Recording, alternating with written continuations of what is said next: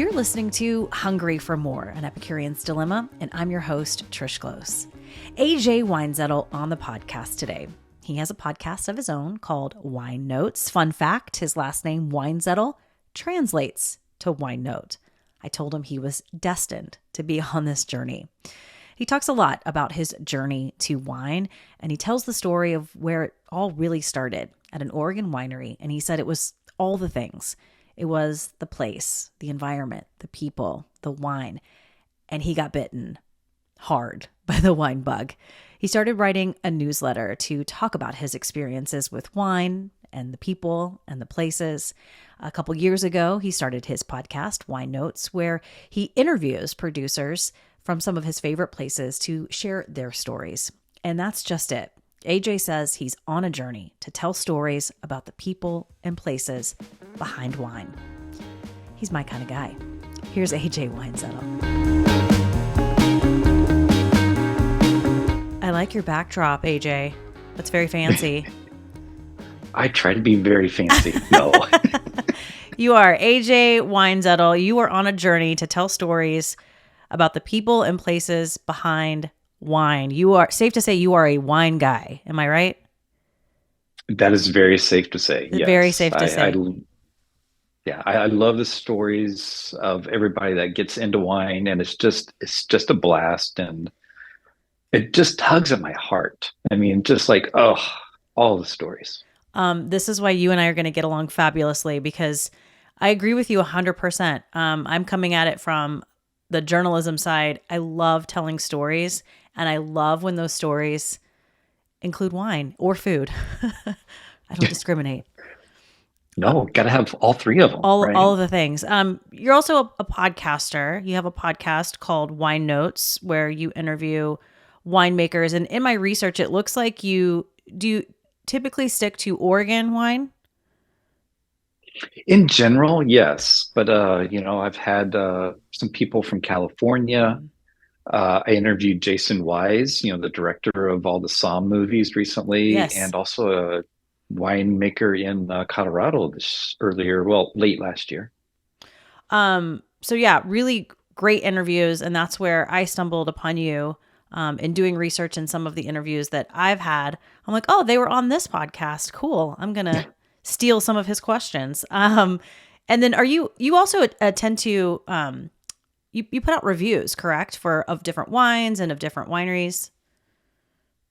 I do. It's, and I just kind of just happened to I don't know.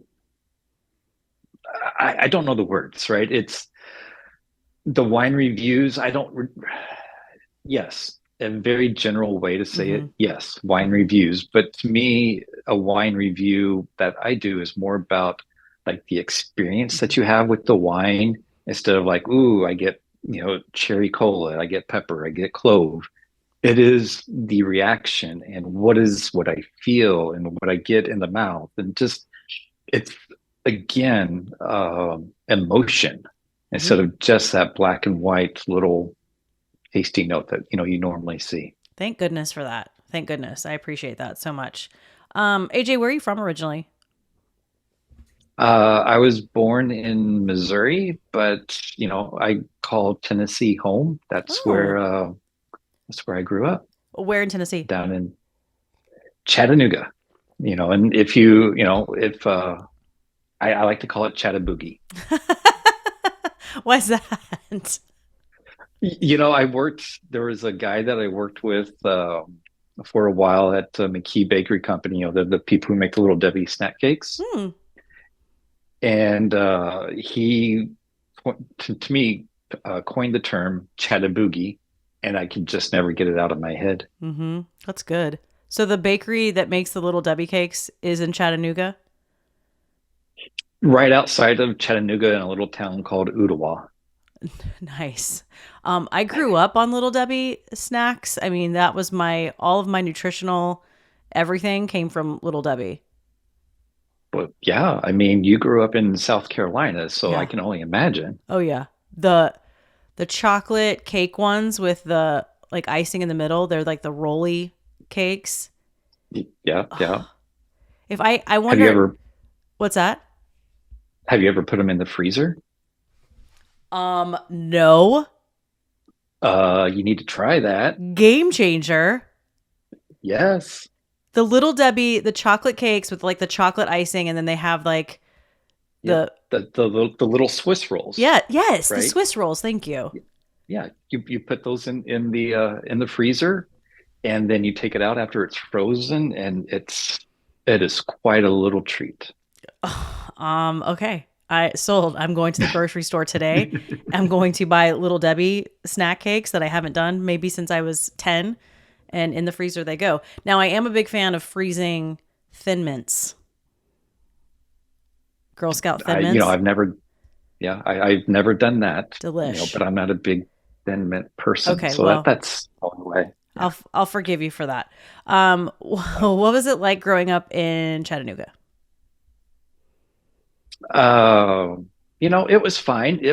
I didn't know a whole lot of other differences. Hmm. I wouldn't complain or whatever, but what I definitely, as an adult, don't miss about it is, starting in May, you just turn the AC on and you don't come out all summer. So true. So true. It is so true. Yeah, I don't miss the bugs. Yeah, I can see that, but to me, it was the heat and the humidity. But I will also say one thing I definitely miss about the South, Mhm. besides some of the food, but just um, bass fishing. Like Mm, I loved going out and bass fishing. Like at one point in my life, I was like, I want to be a pro bass fisherman. okay. Well, speaking of, That what did you want to be growing up? What were your sights set on? uh, computers. Like I Really? was just like, I gotta dive deep into computers and learn all about it. And I begged and begged and begged to get a computer, and I never got one um, until I was out of high school and I paid for it myself. Hmm. What did you want to do with computers? Did you know? Anything, Okay. everything, just give me all the computer.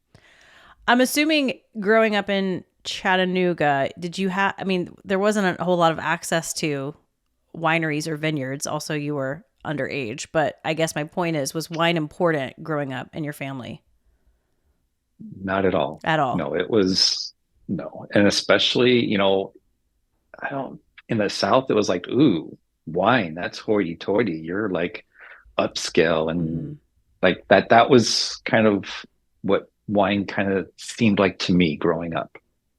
Yeah. Or really sweet. Like the wines that were available, I think, I mean, my mom's going to kill me for saying this, but we had box wine in our fridge for a little bit of time.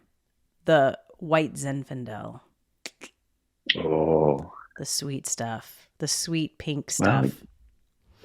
you have to learn some way. I mean, I agree, AJ, whatever floats your boat. That's always been a big deal to me, learning so much about wine, right? It's just the whole like, you should drink this with this, like, just do whatever you want, do whatever makes you happy. Right. Yeah. Um, where'd this journey start with you and wine? So I moved from Chattanooga to Oregon back in 2001. Okay. And that was the first time I ever had wine. I mean, like real wine. Well, let me back up. I did have a bottle of Chardonnay when I lived in Georgia. Oh man, when was that? That was like 95, 96, maybe. Mm-hmm. And I was, this is how um, unknowledgeable I was about wine. I went to the grocery store, got the wine, and then I was like, oh, there's a cork on it. How do I actually open this? Uh, so fast forward from that, I had my first Pinot Noir in 2001. I enjoyed it, and when you move up here to Oregon, I mean, it's wine is all over the place. You go over to somebody's house, there's wine. You just start diving in and start getting further into the actual rabbit hole. But it wasn't until mm, I don't know, many years later, where Went with a bunch of friends on a day of wine tasting, in a little one of those little party buses. And the last stop of the day was at Domaine Serene. Oh, And it was over at that point. It I'm was sure. just over. Okay, lots of questions from that story. What was the first that first Pinot Noir you had? Do you remember where it was from? I would have to really dig deep Okay. to remember It's it. But fine. the winery isn't. Yeah, the winery isn't around anymore, Okay. Okay. unfortunately. What was it about? Actually, first of all, you lived in Georgia? I lived in Georgia for a few years while I was in the Air Force. Dude, we were like neighbors. I didn't even know that. I didn't even know you were like lived in the South this long. Well, here's a freaky story. Okay. Ooh, I love freaky Uh, stories. in 2000, I was doing AJ's happy hour via Zoom. So there would be a group of us that would get together on Zoom every week and open a bottle of wine and be social because we couldn't be social in person. One of the people that was part of that group went to the same exact high school that I went to, and he was 2 years after me. And we're talking a high school that had a total, like my graduating class was like 300. Right. And the population of that town, super small. I'm trying to think of like smaller than Salem, smaller than, I would even say smaller than the town that I live in, right? It was super small. The town was, it's called Saudi Daisy. And we went to the same exact high school. We knew the same people. That was freaky. I bet. You said that was in 2020? Yes. Okay. It's always weird to me. Yeah, especially like the blast from the past, right? And then you start talking about all these people that you definitely both knew. And then it's just your memory starts to like, it's like almost like unlocking a trunk, right? It's like, oh yeah, you forget about all the things and all the people and all the experiences until someone kind of, loosens those memories in your brain. Yeah. It's crazy. It is crazy. Pretty cool. Okay. Domaine Serene. What was it about? Was it the winery? Was it the ambiance? Was it the views? Was it the wine itself? What was it about this place, this experience that, I mean, you were bitten easily? It was a 2014 barrel tasting of their Fleur de Lis Pinot Noir Mm, that was like, this is the best Pinot that I've had all day. This is the best Pinot that I've ever had. And, at that time, uh, they didn't have the big clubhouse built yet. So that Domaine Serene is very different than the Domaine Serene that we know today. I'm not saying anything bad about today's Domain Serene. I'm just saying that, they have grown immensely over that time. And it just, it bit me. And mhm. then, going back to visit, they're like, hey, AJ, and I'd get hugs. And I mean, all the feelings, right? Mhm. That's the best. That's the best when Yes. your your favorite winery turns into like an episode of Cheers or something where you walk into the tasting room and especially what I love is, hey, last time you were here, you tasted probably the, fill in the blank. This was just released. I want you to try it. That's my favorite. Like I just think that experience, that connection that you make with either the winemaker or the tasting room staff, and they just know how important this is to you and they want to share. Like I think that's I mean Yeah, obviously you agree. I completely agree. And there's one guy that's that works at Domain Serene now, and he is the bomb. I mean, he was like, without even thinking about it, he's like, hey, AJ, I know that 5 years ago you had this, da da da da da da da, da," and it just blows my mind how wonderful and thoughtful a lot of those people are. I'm sure. So, okay, so Domaine Serene, you have this completely wonderful experience. I mean, I guess, what do you do from there? Like, were you just like, I need to go explore more wine? Like, I mean, tell me the story. What happened from there? So when I start exploring, I do deep dives, and a few years into Domain Serene, I was like, all right, I've done all of Domain Serene, even like the French side. I had done a majority of that, but I was like, I should really get out and explore more of what is here in Oregon. There are a ton of other wineries. Let's check them out. So I started to, try to find somebody that had recommendations. Hey, you should go here. You should check this out. And I couldn't really find that one person, or just a good guide. So then I decided to be that person. And that's when I started a weekly newsletter. I'm a big fan of Tim Ferriss. So he does long form content. Mm-hmm. And so every week I would do 1,500 to 2,500 words every single week about a winery, and then just learn about them, learn about their story, and then just be that person to convey those stories and places to go. Yeah. I mean, it sounds like you were looking for something that didn't really exist. So you just created it on your own. Exactly. I guess, what were you in search for? Were you just in search for like kind of reviews on like, oh, this place looks good, I want to go there, or they have, these kind of flights, or I mean, what specifically were you looking for? I don't think it was a feeling. I'm a Mm. very touchy feely kind of person. Yeah. And uh, I wanted to find like that, I guess, that connection that Hmm. I had like with Domain Serene. And like, there's so many other wines out there and so many other wineries, and just knowledge and just diving in. Because there's so much. Yeah. And I read on your website you're still doing the newsletter, correct? I am. And in August, I changed it from weekly to monthly. Okay. Good. Sometimes it's like a little too much. I get that. I totally get that. Well, I guess, what was that like? I mean, you were, what, let's say a few newsletters in, was it getting good response? It was getting good response, and it has just grown. And really, in the early days, I wasn't trying to go for a response.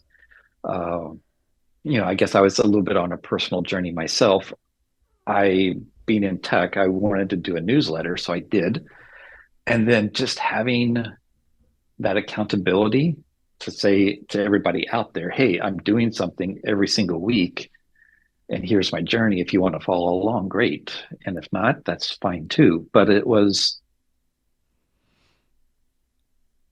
an experiment, I guess you could say, at first, Yeah. to kind of like, what is this like? Right. And then I got to the point I thoroughly enjoyed having that time every single week to just type it all out. Nice. It was kind of like it sounds like a little therapy action.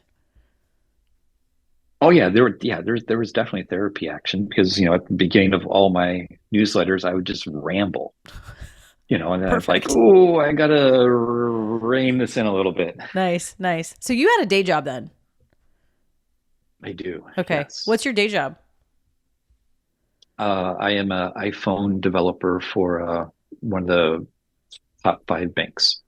Nice. All right. So it sounds like to me, wine kind of reviews and the newsletter and your podcast is a little different than your day job. Mhm. Okay, just a little bit, right? Is wine sort of your is this kind of, I don't want to call it a release, but it's like, or really a hobby, because it sounds like it's much deeper than that for you. Uh, so it is deeper, right? And um, being, in midlife, right? Mhm. You start to look at life a little bit differently. And I have my passion of coding and computers. I have my passion of wine, and I am looking to intersect the two very much so. Oh, I love that. I love that. That's one of my most favorite things is helping people figure out what they're really good at and then what they love and then trying to combine those. I'm Yeah. really nosy, AJ. I call myself obnoxiously curious. Did you go to school to learn how to code? No, Nope. you just figured I it taught out on your myself. own? I taught myself. Yes. What? Yep. Okay, smarty pants. So like obviously it was that first computer that you bought yourself, right? Did you start coding then? Yeah. Well, no, I didn't start coding. Literally, what I did with that very first computer was just understand the operating system, the ins and outs. I very vividly remember it was a 486-33 with 4 megs of RAM. It was a Hewlett Packard. Okay. No, it wasn't a Hewlett Packard. It was a Packard Bell. I know. But I love it. it's like wine. Uh, and one of the things I did was voided the warranty, took it apart. I took the processor out of the socket, turned it upside down, put it back in the socket, turned it on, and nothing happened. I'm like, cool, that doesn't work. All right, then I flip it back around. Um, just to feed all the curiosity and just to dive in. And then um, the internet started taking off. Mm-hmm. And once the internet started taking off, all these websites are coming up, and I'm like, ooh, let me build a website. Ooh, they're doing dynamic stuff. They're taking, data from an input form and they're doing stuff with that. How do they do that? And then you start just diving into it, and holy cow, it's been amazing. Wow, you are like double smarty pants. I had no idea. Your your brain works in a way that I don't understand. Like I think folks like you are on a different level of smart, and I just don't under. Ugh, it kind of blows my mind a little bit. I have to ask: are you a PC guy, Windows, or Mac? Are you Apple? Well, being an iPhone developer, Apple. yeah, Yeah, through and through. you drink the juice like the rest of us. Oh, totally. Yes. Yes, Okay. I have all the Apple stuff. So, really quick, a boring story. I I'm doing this podcast where, it's like a video form too. I do video production on the side for different contracts. So I needed a computer that could keep up with me, right? Keep up with how fast I want to edit and work and blah, blah, blah. And everyone was telling me Apple, Apple, Apple, Apple, Apple. And I was so hesitant because I'm like, I'm quicker with like PC window. Like I'm really fast and, the right click and all these things. And everybody's like, just do it. And you won't ever go back. I did it. I Yep. bit the bullet. I drank the juice. I'm Apple for life. Oh yeah. For life. Yeah. You can't go back, Yeah. AJ. You can't. No, you can't. No, Okay. just thinking about a PC in Does it those give you the days. I mean, heebie and jeebies? it does, but also like I was also at the store day of Windows 95 when it was released. Like I was there. I used to be a big PC guy. I love this. Yeah. Okay. Um, we're gonna get back on task. Like I'm checking my notes here, make sure. Okay. So when Okay. did you start your podcast? Because I feel like, first of all, everybody's got a podcast. Everybody's got a podcast. Everybody and their mama has got a podcast. So when did you start yours? January of 2022. Oh, okay. So I noticed you're kind of in the 60s with your episodes. So is that a fair to say that you've done about 60 of these? Yeah, about 60 of them. I try to keep on a bi-weekly basis. Nice. And I know the pain of trying to keep it on a bi-weekly basis. I would say scheduling is maybe one of the hardest things if you have an interview format podcast. It is very difficult. Like Well, I did an interview yesterday, and then I have two next week. nice. Awesome. So And yeah, why podcast? so I enjoyed the newsletter, but it was my words, right? And it was there's only so many words that you can put out and that a person can read in like 10 minutes. 1,500 to 2,500 words, only my words, only my viewpoint. And I love people, the stories. So I actually wanted people to see and hear what I hear and what I see.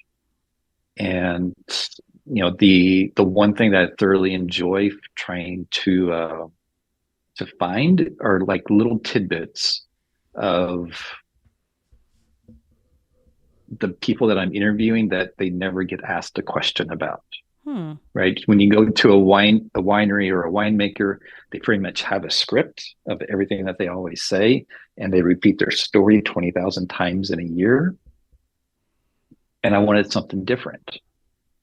Right. So, for example, when I interviewed Jason Wise from Somm, uh, I was like, so on your very first documentary, you did something, you documented about this teeny tiny snail, about this guy who is taking care of this habitat of snails that's underneath, his house. And he was like, how did you find that out? Like, I don't ever talk about that. I don't ever, how did you find that out? Mm-hmm. And those moments when you see the sparkle in their eye and they're like, whoa, that is what I want to share. Ding, ding, ding. That's it. Homie, that is it. There's nothing, and I've been a journalist for the last 20 something years and asking questions. And I feel like I'm a somewhat of a professional question asker. And so when I hear someone say, oh, you know what? No one's ever asked me that before. I'm like, pat on my back. I'm glowing from the inside out. I mean, or whatever, outside in. It's just like this feeling of, that's just it. You ask the question that either they never get asked or it's a topic that they never get to talk about because, like you said, they are on this somewhat of a script. Right. That's awesome. What kind of stories are you looking for specifically, or do you just kind of let the conversation go? I always go into the conversation with um, 10 topics, right? So I always like to, have like a 45-minute to a 90-minute conversation. Mm-hmm. And I try to leave it open-ended enough to allow stories, to allow segues. And again, I try to follow the script that Tim Ferriss has done, right? I mean, it's long form, Mm-hmm. not overly edited, and it just allows for exploration. And I love that. Ditto. I love that too. I'm on the same page. I think that's awesome. Um, what have been some of the most memorable interviews? Any off the top of your head? Andy Lytle of Lytle Barnett,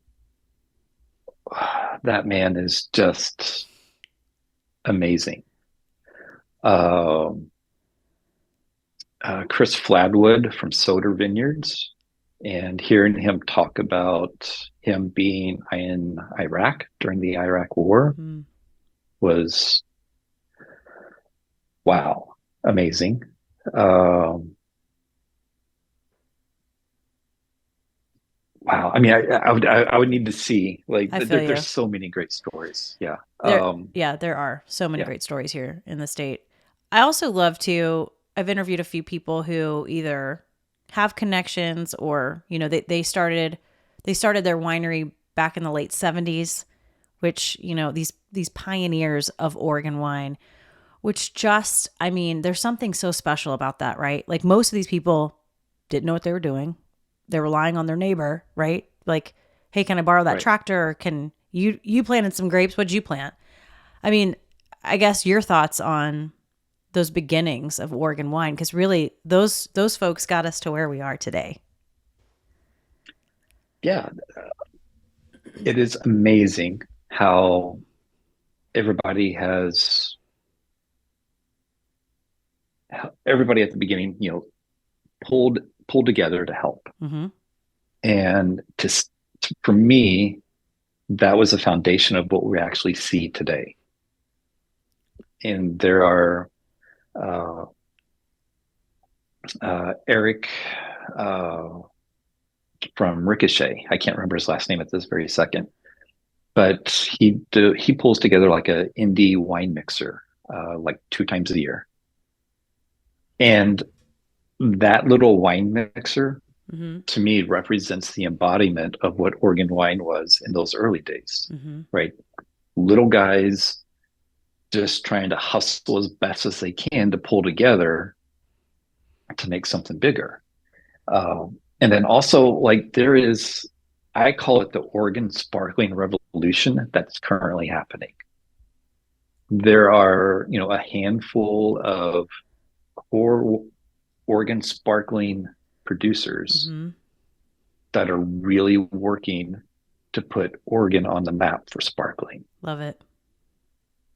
And that's in the next couple years, it's going to be amazing the amount of sparkling that comes out of this region. Which is maybe my favorite. That's my deathbed drink. Give me a glass of bubbles. Right. Yep. I did a series, it was a 5-part series of sparkling wine in Southern Oregon. I stuck to Southern Oregon because it was easier to drive, get to all of these places. But yeah, interviewing folks who are doing things the traditional method, right? Old school. And Right. then forced Yeah. carbonation. So however they're putting bubbles in the glass, doing it in a way that's unique and different. Jean-Michel from Del Rio, the winemaker, right? I know. First of all, he's just a fantastic human.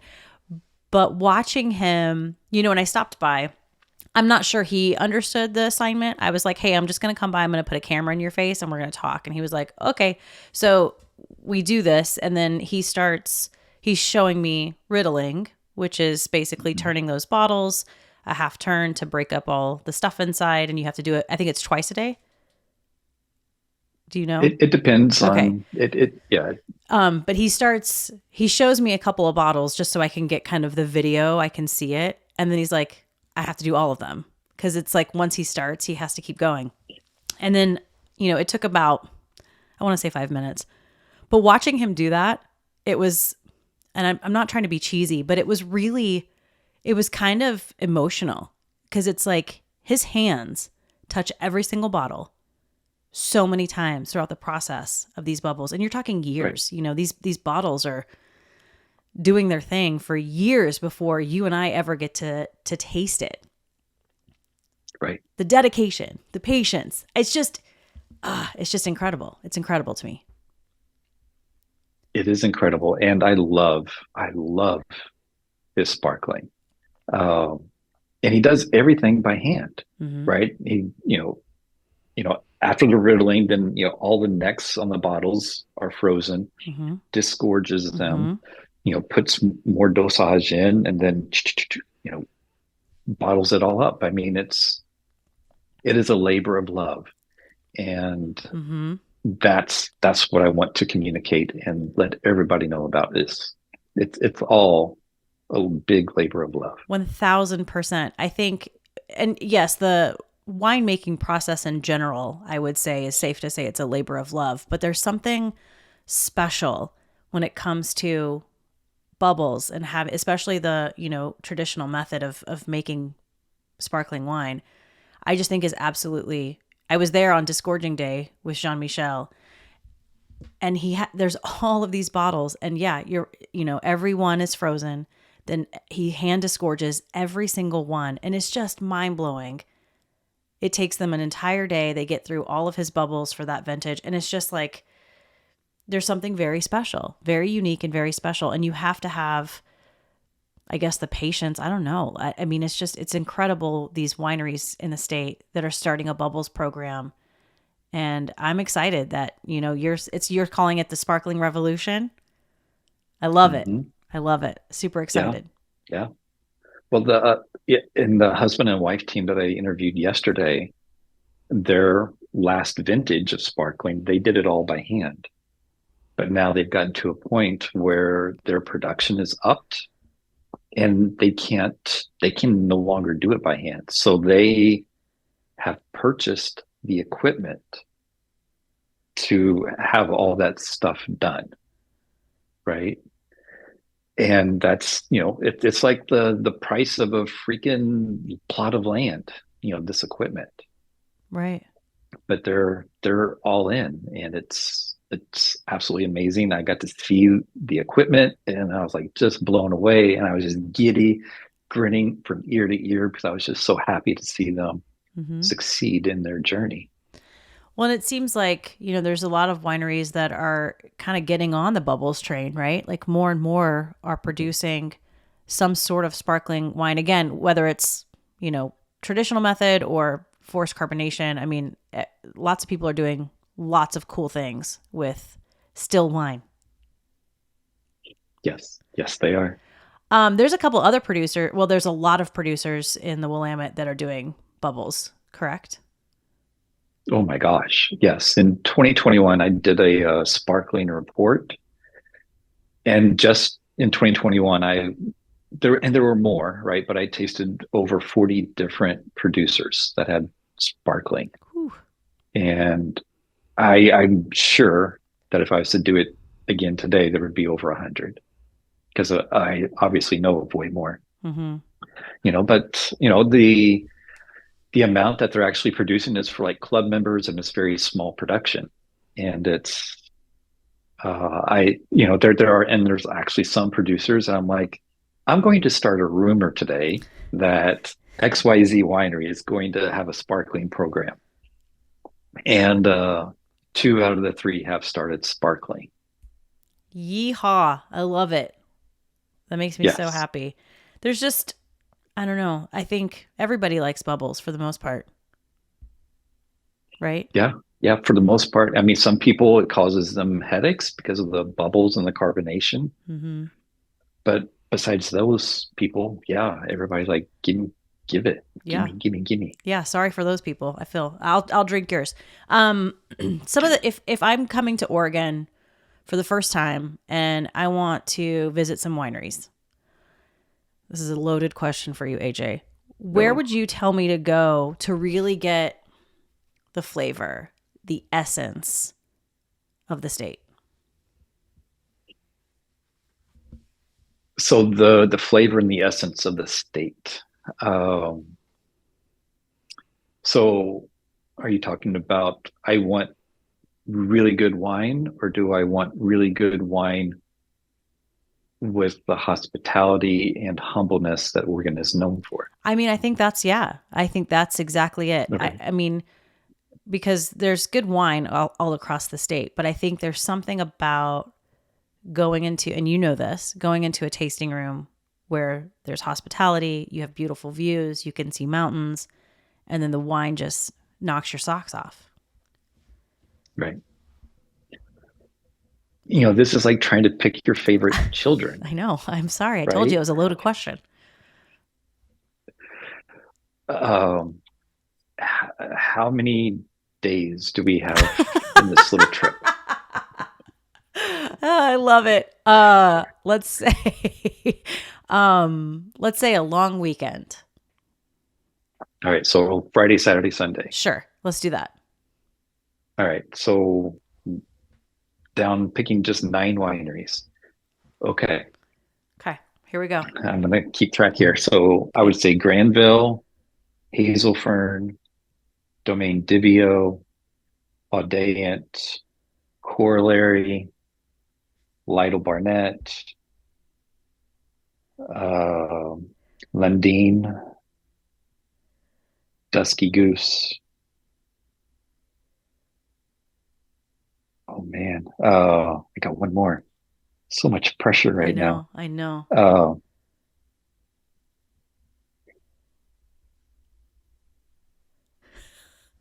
Do do do do do do. I know. Jeez.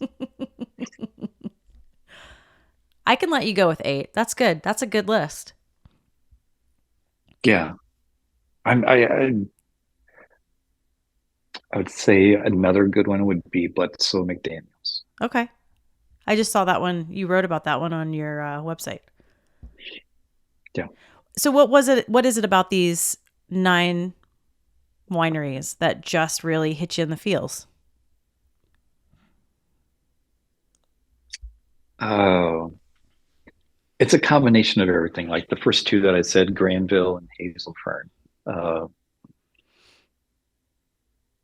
Granville, you go up on this huge hill. There's an amazing view of the valley. Mm-hmm. It is just gorgeous. Uh, it is a husband and wife team. They have 2 kids. It is a family business. Uh, the winemaker is Jackson Holstein, and his dad uh, planted the vineyards for Domaine Drouin in Argyle. Mm. And the amount of humbleness that comes out of Jackson is just absolutely amazing. And the wines, oh my goodness, the wines are amazing. Uh, Hazelfern, husband and wife team, 2 daughters, and very much a family ran business. Uh, Humbleness, but they're more uplifting. They have a younger vibe to them. The tasting room itself, we used to be a horse barn, but it never actually had horses in it. Mm. And if you love Chardonnay, Brian's Chardonnays are out of this world. His Pinots are out of this world. Uh, just those two, right? I mean, like that is the embodiment of Oregon wine. It, yeah, I think you hit it. Especially for me, I have to have a connection. If I'm going to go back a few times and, you know, do a Right. flight or have a bottle and sit on the deck and whatever, I have to have a connection with the people and the place. Yeah, most definitely. Yeah, sounds like you do too. Um, I'm curious, your palate sounds like has, since you first started, that first time at Domaine Serene, your palate has probably really changed and evolved. Um, yes, that is very safe to say. Yes. Yes, I've been a wine judge a couple of times for the McMinnville Food and Wine Mm. competition. And now that's an experience where you're literally tasting over 100 wines in a day. Ooh, yikes. Yeah, yeah. I was lucky enough to be in the room for last year's Oregon wine competition with the Oregon Wine Mhm. Experience. And you have 6 judges from all across the country, masters of wine, master somms, like just incredible palates in this room. And I nerded out so hard because watching them taste all of these wines and then the discussion section afterwards was just fascinating. Like the flavors they're picking up. And then they were going into like retail and distribution notes with some of these. It was just, again, I just geeked out big time.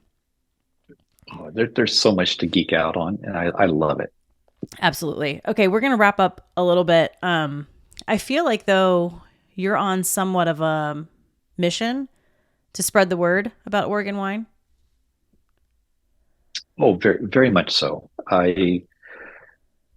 I'm very much a big proponent of Oregon wine, and I will shout it to the at the all the rooftops that I can. Yes, very much so. Same here. Yeah, absolutely. I always encourage people to come visit and, go visit Willamette and come down to Southern Oregon, AJ. Yes, Get your booty down I have. here. And I know you have, but yeah, because it's in the entire state, right? Like we just have some incredible producers across this entire state. Love it. I completely agree. Okay, Yep. we're going to wrap up and get to the final three, sir. Okay. Best advice you've ever been given? So I think it was indirect advice. I was interviewing at a job. I was mid 20s, early to mid 20s. And the interviewee asked me, so, what do you want to learn in the field of, computers? And I'm like, everything. And she's like, that's impossible. And I'm like, no, it's not.